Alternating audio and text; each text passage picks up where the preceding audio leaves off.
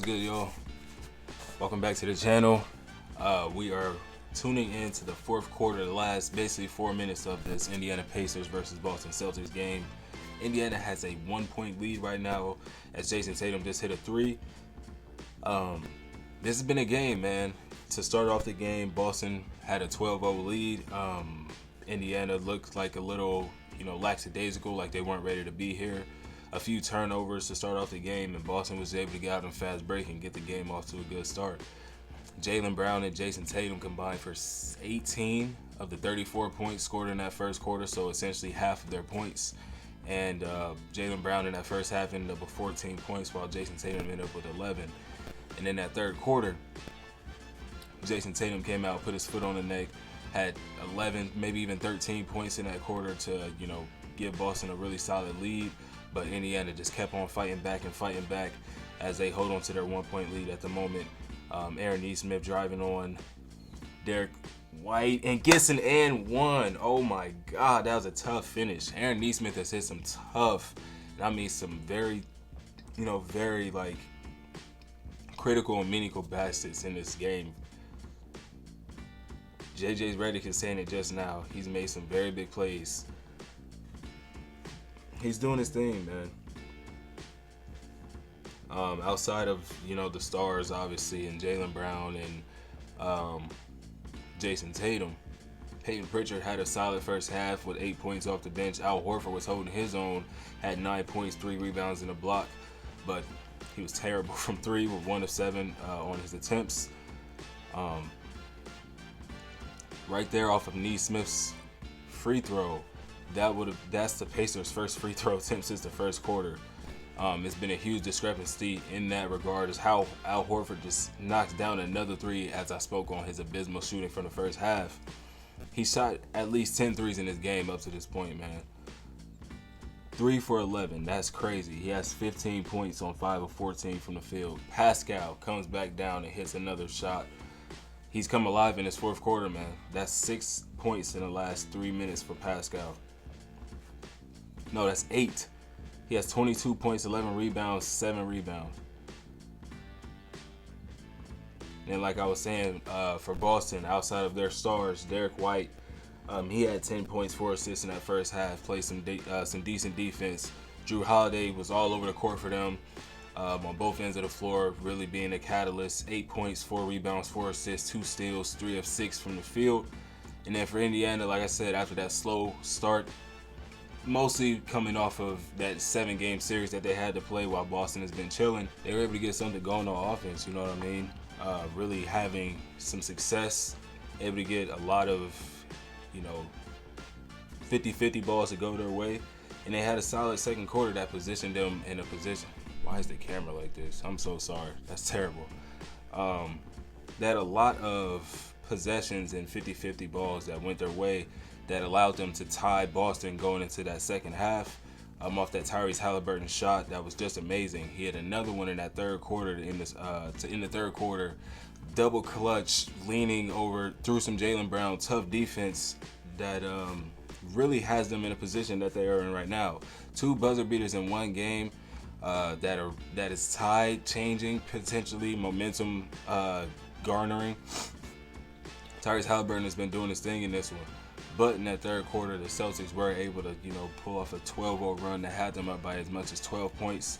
And then falling flat from three didn't really help Indiana's case. They went 3 of 11 in that third quarter, if I'm not mistaken. But late in that quarter, like I said, they were able to push and get a run going, similar to that first quarter where they were down big.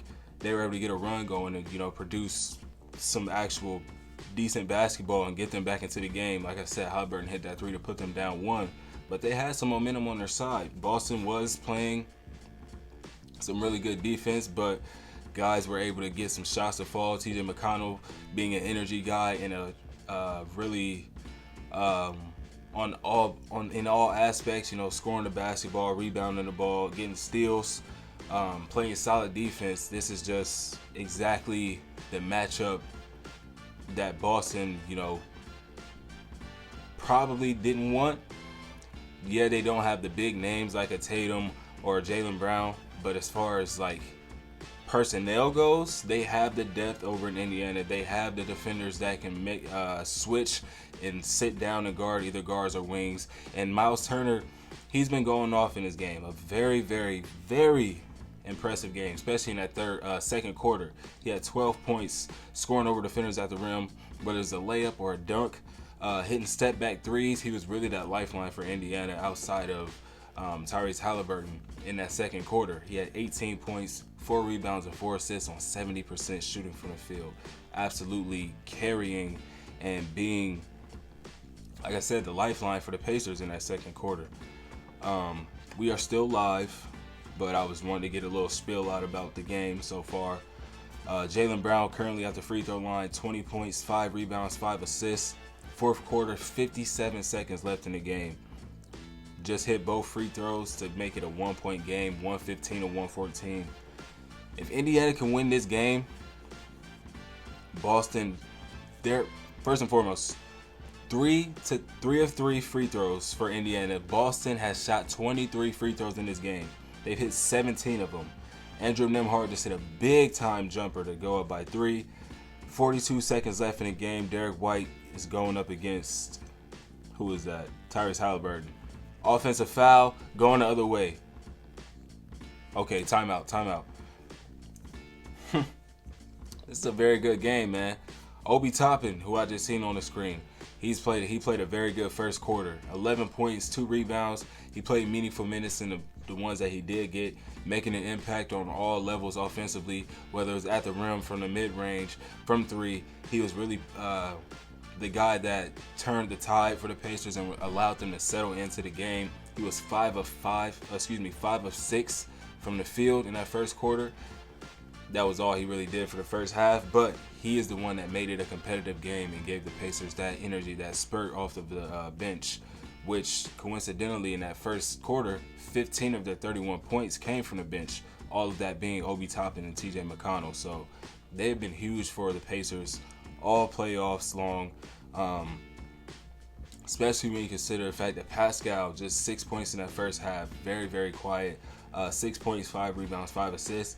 He did play some decent defense in the 17 minutes that he played in the first half, but I guess it worked for them. They were tied 64 at halftime with just his 6 points, and now they're winning by 3 points. And he was able to get it going in that second half, as we see right now in the fourth quarter, where he's put up 8 to 10 points and has 22 to 24 and has the Pacers in position to steal game 1 in Boston. This is something that nobody expected the Pacers to be here, but no one expected them to be able to steal game 1. Like, they're just hustling. Nembhard is diving on the floor to get the ball. 29 seconds left. And the Pacers turn the ball over. It's still a 3-point game. It's still anybody's game. They still are in control. 27.7 left. But yeah. They can't let the Pacers, they can't let the Celtics overtake them, outwork them. Obviously, they're a more gritty team, in my opinion. As Derek White gets to the rim and misses, Tatum gets a rebound, shoots a tough fadeaway, the dumbest shot that he could take right there. Wow. Tatum just took a fadeaway in the paint with 16 seconds left on the clock off of an offensive rebound with 3. It's a 3-point game. What, bro? Oh my God, that's ridiculous. That's so dumb. That's so dumb. Like, he had an opportunity first and foremost to go right back up with it, but he got the rebound, backed out of the paint, and shot a fadeaway at the nearly at the free throw line. He could have went up with the ball. Well, no, he didn't really have an opportunity to go back up with it, but the shot was stupid. Get a better shot. So yeah, JJ Redick just said not only are they going to steal it, but they earned this win. They absolutely earned this win, and that's no doubt for sure. 3-point game, 10 seconds left. They're playing the foul game, so they're most likely going to go up by at least 4. And then the Celtics are going to have to chuck up a 3, and if they hit it, they're going to have to foul. So I'm going to say this is an Indiana Pacers win, but we will stick around for the last 10 seconds. Game time, 10 seconds. It's about to be like another minute and a half, 2 minutes. I had to pop some coffee, you know what I mean?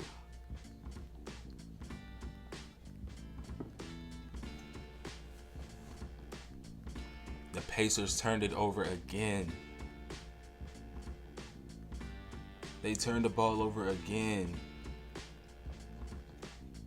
8.5 seconds left. 3-point game. 117 to 114. The Pacers turned the ball over in the backcourt. And it's going to give the Celtics prime position to run a solid play to get an easy look, whether it's for 3 or get to the rim and try to get an and 1. It would have been on Jaylen Brown had Siakam not hit it the second time, maybe. Oh, man. I'm glad I turned the camera on when I did, man. I'm glad I turned the camera on when I did get this in real-time reaction. Obviously, I have my recap as well. Let's look at the stats. Let's look around at the stats right now. Miles Turner, 23 points, 9 rebounds, 4 assists, 1 block on 9 of 13 from the field. Pascal, 22 points, 11 rebounds, 7 assists, 1 steal, 11 of 21. Neesmith, 14 points, 5 rebounds, and an assist, a steal on 6 of 11. Andrew Nembhard has 12 points, 7 assists, and 3 rebounds. He is shooting 5 of 9 from the field. And Reese has 19 points, 10 assists, 3 rebounds, 2 steals, a block, 7 of 14. And then Obi Toppin, he's only put in 2 more points since that first quarter, so he has 13 points. And TJ McConnell has 12 points, 4 assists, 3 rebounds, shooting 60%. And then the Celtics, Jayson Tatum has 26 and 11, 24 points for Brown. They're inbounding right now, 8 seconds left. Let's see what's up with it. Jaylen Brown hits a huge corner 3 to tie the game. Oh my God. I'm so glad I turned the camera on when I did. This is crazy. This is crazy. Drew Holiday is having himself an amazing game, bro. 26 points, 7 assists, 3 steals, 6 rebounds. He is right there. He's taking on Derek White's production as far as what he's been doing throughout the entire playoffs. But he's matching Jayson Tatum for the leading scorer in the game. Peyton Pritchard still has his 8 points. Luke Cornett 5 points off the bench. But man, a tough contested 3 over Pascal Siakam with 5 seconds left on the clock. Jaylen Brown, that could have been an and 1. Just absolutely, that's cold. That's cold. We got ourselves a game, man. We got ourselves a game. Oh man. If the Pacers lose this game, those 2 turnovers in the last minute are going to be the reason. Because they had this, they had the game, they had it. And now there's a chance that this could go to overtime. You get 5 more minutes of Celtics basketball when they have the momentum and you just blew the game that you were supposed to steal. Because unlike Minnesota, you don't have to win both in the opponent's, arena. You can split, you feel me? Going to overtime. Couldn't get a clean look in the last 5 seconds. This game is going to overtime. Wow, bruh. I thought I was just about to finish this off with the Pacers walking out of here with a dub. We got 5 more minutes of basketball.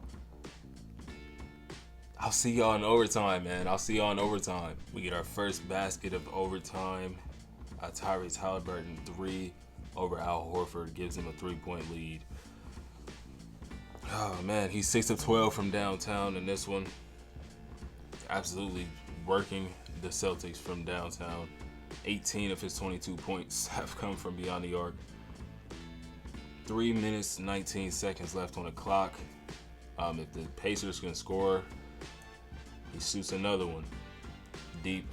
It's two hits off the back of the rim, and now they get a foul.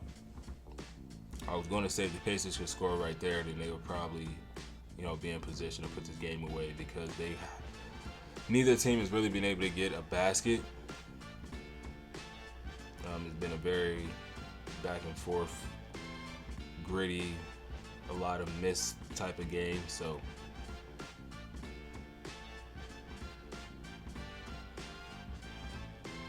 5 fouls now on Aaron Nesmith in his 39 minutes, but he's still in the game. 3 minutes left. Jaylen Brown trying to go to work on Tyrese Halliburton. He gets to the rim and scores. 1 point game. Jaylen Brown just put in his 26th point of the game. 10 of 19 from the field, 6 rebounds, 5 assists. Andrew Nembhard trying to go to work. He gets it over to Pascal Siakam. He has Derek White on him, who is a solid defender, but the size mismatch will really, give him that advantage. But Horford gets a block on Andrew Nembhard. Tatum gets out in transition, but he gets fouled from behind by Aaron Nesmith. This is a great man. Was that a foul or a block? They called it a foul, I think. Damn. Pacers is right there, man. They were right there.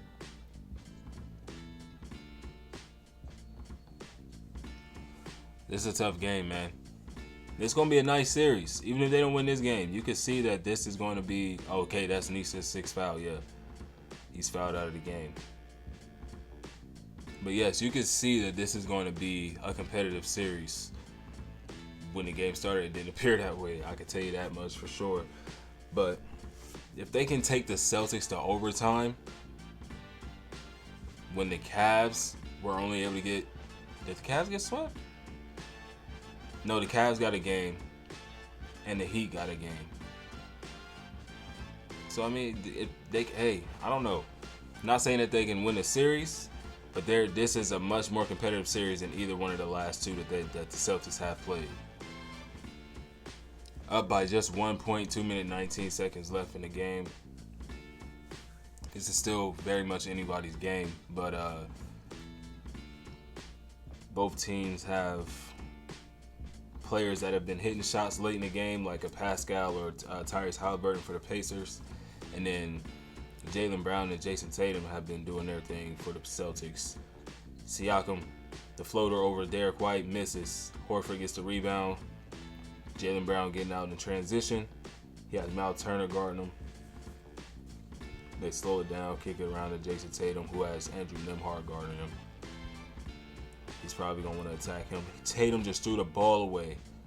Tyrese Halliburton just tried to shoot the 3 on the transition, but he got fouled behind by Derek White. So it's going to be 3 free throws for Tyrese Halliburton. That's 2 terrible plays for Jayson Tatum down the stretch of the game that really could be pivotal, that could make or break the game. He just throws the ball away and gives the Pacers a chance to really, try to get some points up on the board now after they could have, extended their lead. Now it's a tied game, 121.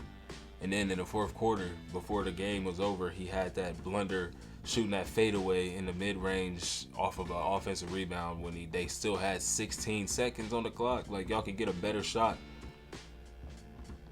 Even if it's not a 3, y'all could have got a better look at the 2. Like, I don't understand. Tyrese Halliburton hit all 3 of his free throws. Only 6 free throws for the Pacers in this game. That's absolutely insane. To the Celtics 25. And they're still in this game. They're up by 2. So it just goes to show that they can really put the points up on the board without, help from the refs. I'm not saying that the Celtics are getting help from the refs, but I'm just saying, like, they could put points up on the board without all of that, foul baiting or, flopping. Like, they just gonna go out there and play basketball, attack you in the paint, of course, fill it up from deep, and, just play solid defense. Tatum missed at the rim. Would have tied the game, and he missed a shot, and they called a cheap foul on Miles Turner. 80 seconds left in this game. 80 seconds left in this game. Pacers 123-121. Celtics ball. Horford trying to go to work on Miles Turner. Jayson Tatum got the ball down low in the paint, and they give him an and one.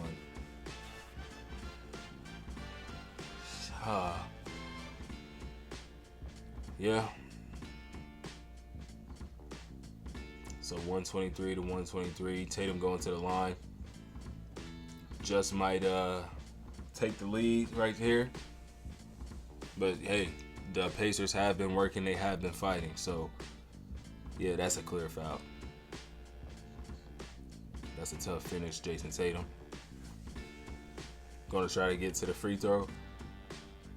Take a 1-point lead. 26 total free throws for the Celtics in this game to the Pacers 6. A 20 free throw disparity. Halliburton trying to go to work with Drew Holiday on him. Oh, bro.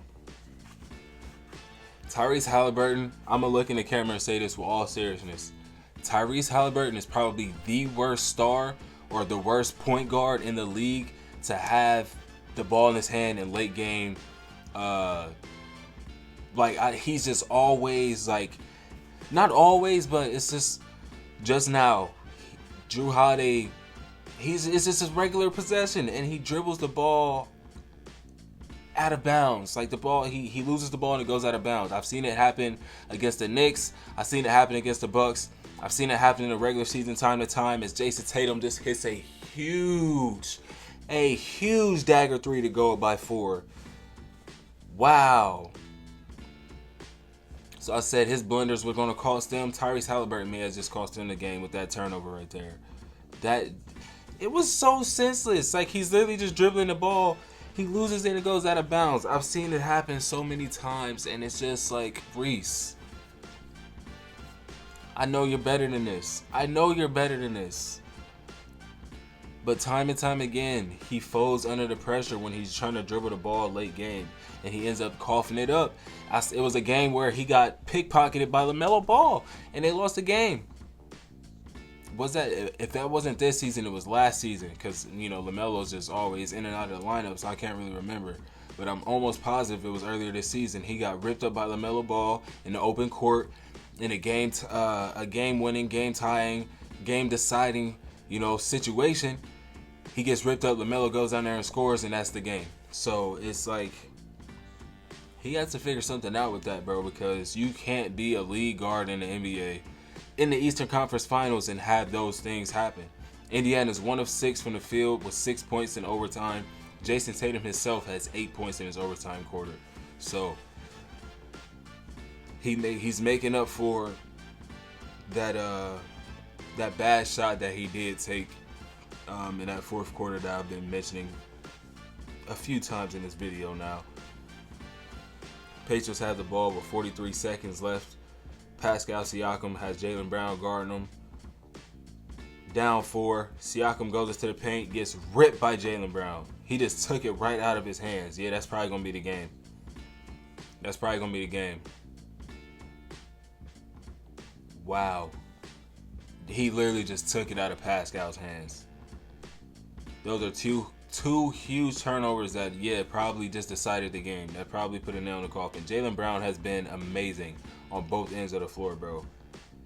His defense has been crazy. The third quarter, he played some really solid defense. He got a steal on Obi Toppin and got on transition that got them some points. He blocked an Aaron Nesmith 3-point attempt, and then as the ball was going out of bounds, he threw it off at Nesmith that made it, instead of being out on him, and Indiana would maintain possession. It's now Boston's ball. Like, he's just been playing amazing defense all game. He has 3 steals for the game. Just doing it all. And then not to mention, he's the reason they're in overtime right now. That big-time corner 3 that he hit that could have been a foul over Pascal Siakam. Jaylen Brown is showing us why he is the highest paid player in the league right now. And I'm not saying that he's the best player or he's deserving of that title, but he's showing why he is deserving of some big money. He's impressed the hell out of me in this game alone, because I haven't watched a lot of Boston in this playoff run. I'm going to just keep it a being with you. They've been holding it down and dominating. The only game that I really did watch was the game that they lost to Miami and a couple games against Cleveland I caught, but I haven't really tuned into the Celtics. So this is a joy to see, man. Their starters more specifically are playing very well. I think they've combined for, I can actually check how many points Boston starters have combined for. So 26 for Holiday, a combined 30 for Derek White and Al Horford. So that's 56, 34 for Tatum. So make that, 80? And then 26 for Jaylen Brown. Derek White just put in another basket, 6-point lead, 25 seconds left. That's probably gonna be all she wrote, man. 20 seconds. Siakam throws up a shot. He gets it to fall. 4-point game. 17 seconds on the clock, and it's gonna be the foul game. Yeah. I'm probably just going to end it there because it's getting a little bit lengthy of the video. It is 17 seconds left, but they're going to play the foul game, and I don't really want to stick around for that. But yeah, man, I'm glad I turned the camera on when I did. Like I said, man, this was an amazing game, especially down the stretch. Indiana really made this a competitive game. It looks like it's going to be a competitive series for sure. Jrue Holiday hits a free throw, puts them back up by 5. If he hits another one, that's a 6-point game, and it's a 2-possession game once more. He's going off, man. 27 points, 8 rebounds, 7 assists, 10 of 16 from the field. I'm going to just go ahead and stick around. It's 16.7 on the clock, bro. It is what it is. All right. They gotta get something fast. They got to get something fast. And the Celtics foul, so they can't get a good look at it. They send them to the line. So yeah, like I said, they're gonna play the foul game. This has been eye-opening for the Pacers. It shows them that they can compete, but I do hope it's not, getting in their head that even if they do lose this series, that this is the team that can compete every year, because they're far from it. You had an injured Embiid, like 80% Joel Embiid, no Giannis whatsoever. Although they didn't have to go against Embiid, he's still that threat of, well, first and foremost, the Sixers fell from top 4 where they were supposed to be the entire year to a 7 seed. So that alone, you know what I'm saying? But then you don't have to see them in the second or third round because they're handled by the Knicks, who you also went up against that was banged up. No Randall, no Mitchell. Josh Hart's banged up. OG's out for a couple games. Jaylen Brown ended up fracturing his hand in the closing game. Like I said, in the series before that, you didn't have no Giannis. Dame messed up his Achilles, so he was out for a game, and he was injured for another couple games. So they've had a lot of luck to get here. So I don't want them to think that this is the team that is going to compete every year, because they're far from it. Tyrese Halliburton, as we have seen, has struggled in the playoffs to really have a consistent output on a game that can lead you to wins. Although they have done it. Obviously, they're here in the Eastern Conference Finals, but he has had his struggles. But as a team, they play great as a unit, you know what I mean? Not saying that they need to go out there and just blow it up or, make drastic changes, but there are some, around the edges moves that they can make to make this team better. Just like New York. That's not the team that's going to compete every year, because they were missing a lot of guys. And even with those guys that they were missing, who's to say that they are a championship caliber team? Although they handle business with the plethora of role players that they did have to go into battle with. But who's to say that they'd be playing as well if Julius Randle was there? That's really the biggest thing is Julius Randle, because all the other guys were there at some point in the playoffs and they looked fine. So yeah, if they were fully healthy, who's to say they would even have gotten that far? But it's a 5-point game, still 13 seconds left on the clock. They're playing a free throw game. I'm not sticking around for this. Y'all will see who wins this game.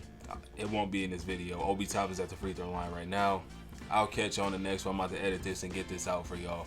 Catch you on the next one. Subscribe, like the video. Peace.